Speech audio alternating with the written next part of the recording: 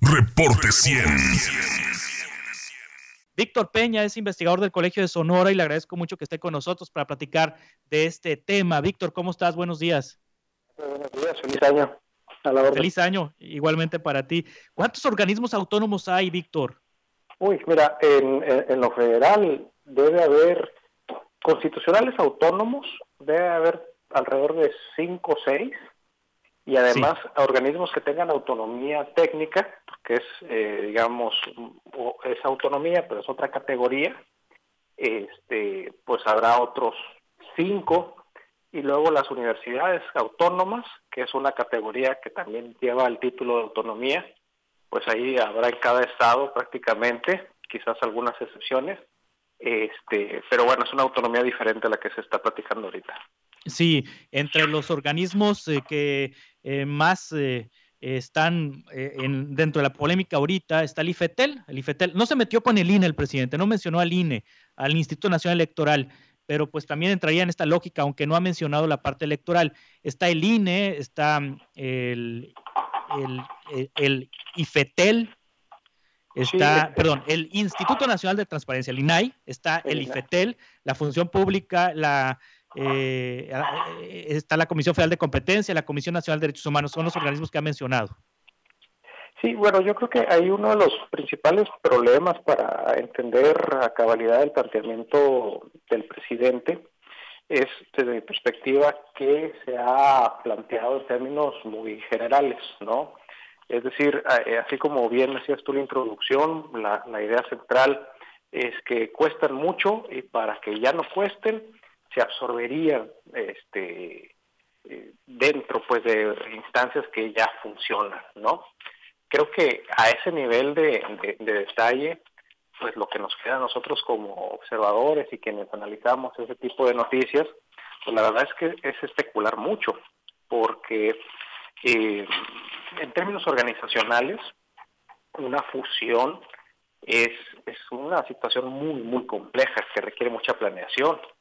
Y hay casos a nivel nacional y a nivel internacional que hablan pues de la experiencia de lo que esto implica. Por ejemplo, en Ecuador hubo una fusión, un poco como lo que pudiera estarse planteando acá, entre dos funciones estatales, y prácticamente pasaron, al menos a mí que me haya tocado conocer directamente, 5 años de experiencia de organización, y aunque en la ley estaban fusionadas, el funcionamiento era independiente, y eso generó costos y problemas de operación mucho más profundos que como estaban funcionando, ¿no? Y era precisamente la función de control social que se le llamaba ahí, aunque el diseño constitucional es diferente, es tanto como si dijéramos, bueno, pues que se unía el INAI con la función pública, o el equivalente más o menos de lo que había allá, y te digo, habían pasado 5 años y jamás se pudieron consolidar como una sola organización, porque tiene serias implicaciones. ¿Y si son autónomos estos organismos en México, Víctor? ¿Sí, de verdad son autónomos? Pues mira, lo que pasa es que precisamente yo creo que ahí la respuesta no puede tener absolutos, ¿no? Creo que sí, el diseño permite mayor libertad en la toma de decisiones.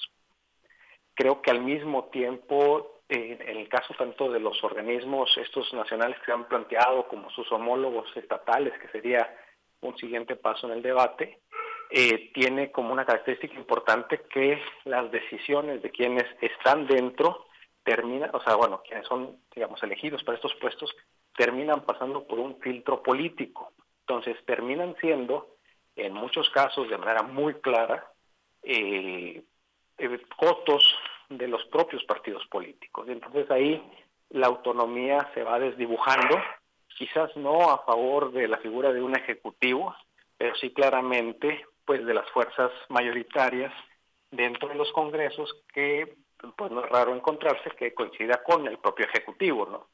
Y luego si a eso le agregamos que los perfiles que se integran, no solamente en las altas esferas de las decisiones de los organismos, sino en la propia estructura de la organización, pues son recomendados, y estos organismos se convierten en algo así como agencias de colocación, pues tenemos que los organismos nos han dejado mucho que pues la expectativa estuvo muy por encima de lo que se ha logrado.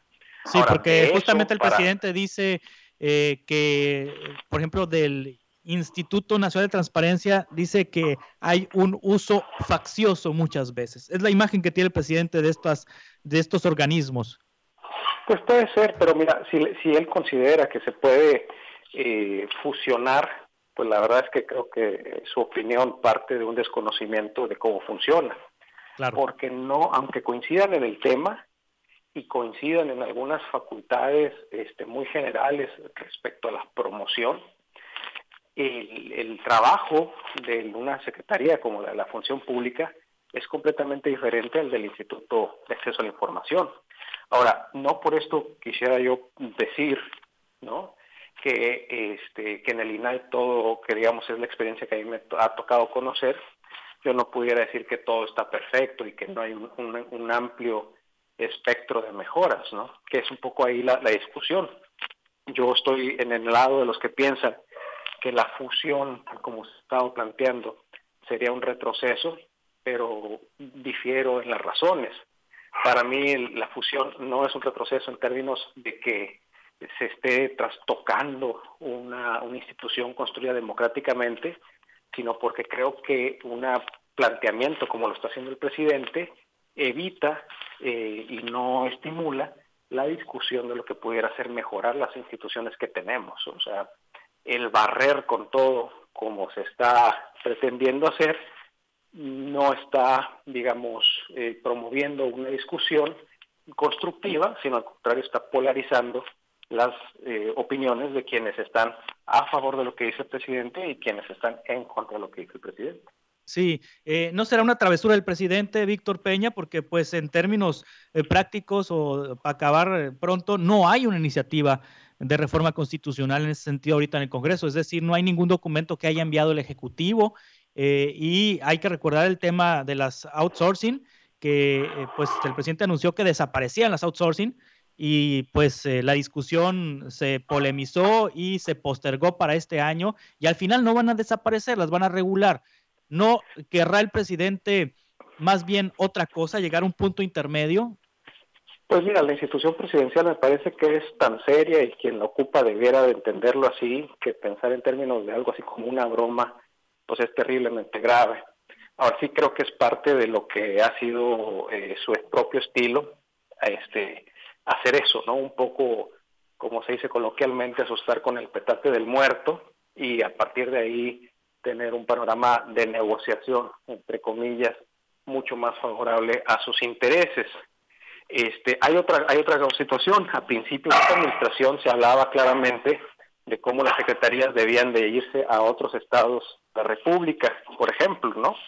Situación que además pues ya se había planteado era muy cercano a lo imposible y que también se ha quedado ahí en el olvido. Y pues sí, yo creería también que es una forma, también parte de su propio estilo, de generar discusiones alternativas para que no nos estemos acordando de otros temas muy importantes en de los cuales, muertos.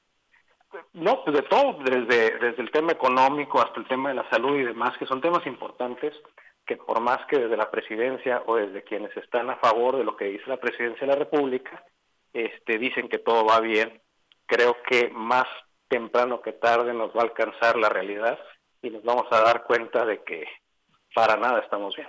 Y hablando de absurdos, el PAN, Marco Cortés, el presidente nacional del PAN, lo entrevisté el viernes pasado y me decía, nosotros vamos a presentar una contrapropuesta, que las secretarías del gobierno federal se fusionen a los organismos autónomos.